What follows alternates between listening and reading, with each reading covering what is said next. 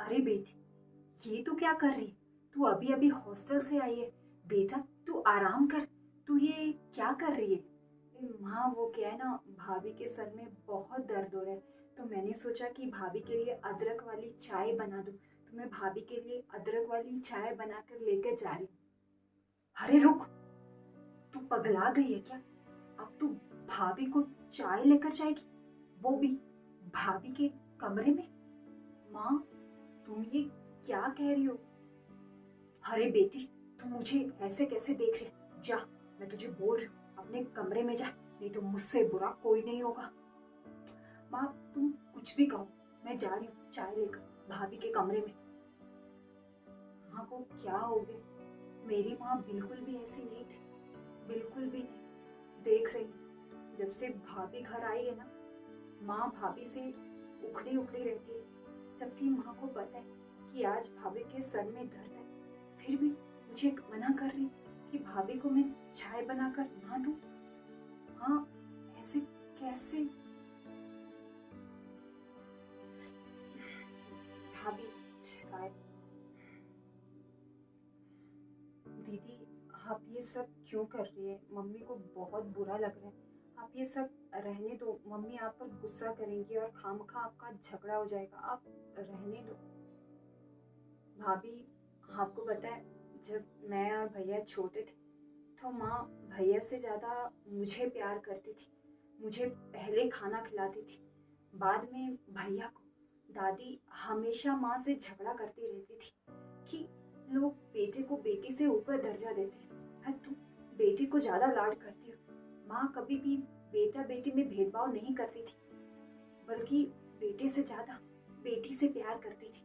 और ये भी कहती थी, जब मैं मेरे बेटे की शादी करूँगी ना, तो बहू को बहुत लाड करूँगी। मम्मी का ये रूखापन देख के मैं बहुत परेशान हूँ कि माँ ऐसा क्यों कर रही है। उनको पता है कि आप प्रेग्नेंट हो, आप कभी भी बीमार पड़ जाते हो, फिर भी आपके साथ ऐसा व्यवहार कर रही। क्यों? मुझे कुछ समझ में नहीं आ रहा था। खैर भाभी, मुझे ना माँ से ये सब क्लियर करना है। मैं अभी माँ से पूछती हूँ। दीदी नहीं, माँ, मुझे ना आपसे एक बात पूछनी है। तुम मेरी माँ ही हो ना? दीदी, तू मुझसे ऐसे क्यों पूछ रही है? माँ, क्योंकि मैं कब से देख रही हूँ, जब से तुम सास बनी हो ना, तुम माँ का चोला उतार के सास का चोला पहन लिया। माँ, तुमने तो कभी भाई बहन में भेदभाव नहीं किया, तो आज फिर भाभी के साथ ऐसा बर्ताव क्यों कर रही हो? माँ, आप तो दादी के साथ भी कितना झगड़ा करती थी बेटा बेटी को लेकर। तो माँ, आज आपको क्या हो गया? एक सेकंड, कहीं दादी आपके साथ ऐसा बर्ताव करती थी, आप भी अपनी बहू के साथ वैसा ही कर रही? माँ, आप तो हमेशा कहती थी कि मैं अपनी बहू को कोई तकलीफ नहीं दूंगी, कोई दर्द नहीं दूंगी, फिर आज आज ऐसा बर्ताव क्यों माँ? अरे बेटी, तेरे फालतू सवालों का उत्तर ना मेरे पास नहीं है। तू जा अपने कमरे में आराम कर, थक गई होगी। नहीं माँ, मैं देख रही हूँ आप कितना बदल गए हो। आप दादी के साथ उलझ जाती थी जब बेटा बेटी में भेदभाव होता था। आज आप वैसा ही बर्ताव कर रही, वैसा ही भेदभाव कर रही भाभी के साथ। क्यों माँ? और मैंने कई बार देखा है, अगर भाभी बीमार हो, भाभी की तबीयत खराब हो, भैया हेल्प कर दे तो आप सिर्फ भाभी से काम करवाते, भैया से नहीं। माँ, भाभी बीमार है, प्रेग्नेंट है, इस हालत में भी आपको भाभी के ऊपर दया नहीं आती? माँ, आप ऐसे कैसे बदल सकती हैं? मैं आपसे कुछ पूछ रही हूँ, मुझे आंसर चाहिए। अभी तक तेरी शादी नहीं हुई, जिस दिन तुम्हारी शादी होगी और शादी करके तो दूसरे घर जाएगी, तुझे भी ऐसा ही करना पड़ेगा। हमारे समाज में ना, महिला और पुरुष को कभी भी एक बराबर नहीं समझा जा सकता, तो मैं फिर बहू को एक बराबर कैसे समझूं? बेटा, मैं चाहे कितनी भी कोशिश क्यों ना करूं, पर मैं समाज वालों की सोच नहीं बदल सकती। हमें समाज वालों के साथ ही चलना पड़ेगा, उनकी सोच को अपनाना पड़ेगा। अगर हमने ऐसा नहीं किया तो ये समाज वाले हमें ताने मार मार कर मार ही डालेंगे। तू ना मेरी एक और बात अपने दिमाग में गांठ बांध ले।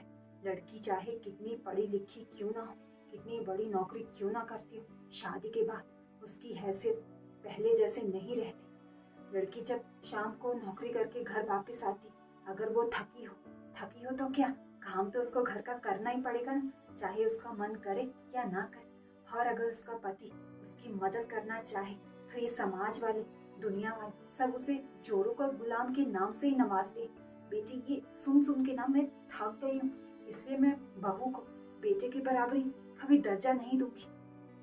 हाँ माँ, ये तो मैंने सोचा भी नहीं, तुम सही बोल रही हो। जब समाज वाले बेटा बेटी के भेदभाव को नहीं मिटा पाए तो तुम ठहरी अकेले घरेलू महिला, तुम अकेले क्या कर सकते हो। माँ, तो ना आप ना एक काम करो, मेरी शादी करवा दो या मुझे ना नौकरी करने दो।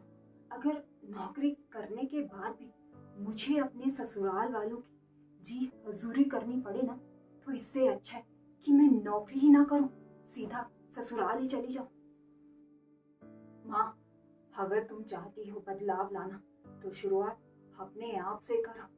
तुम्हें देखकर मुझ में और भाभी में भी हिम्मत आएगी।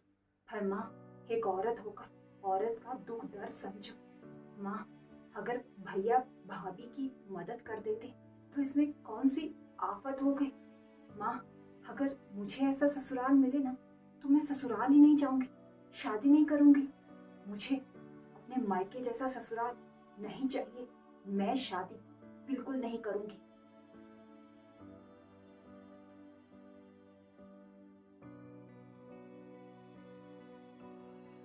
बहू, अब तेरा सर का दर्द कैसा है?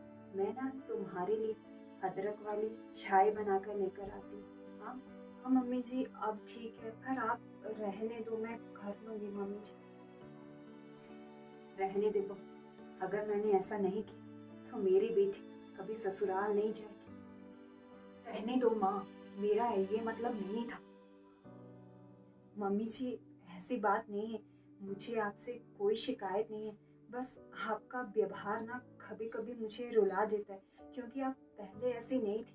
पहले आप मुझसे बहुत अच्छे से बर्ताव करती थी, लेकिन आजकल मुझे तुझसे एक बात कहनी थी। मुझे माफ कर दे बेटा, मैं तेरे साथ बहुत बुरा बर्ताव कर रही थी, पर आज मेरी बेटी ने मेरी आंखें खोल दी, नहीं तो मैं जिंदगी भर अपने आप को माफ नहीं कर पाती। मैं भी ना समाज की सोच में अपने आप को ढाल रही थी, पर अब नहीं। अब मैं बहू बेटे को एक बराबर समझूंगी, एक समान उनको दर्जा दूंगी। बहू, हो सके तो मुझे माफ कर देना बेटा।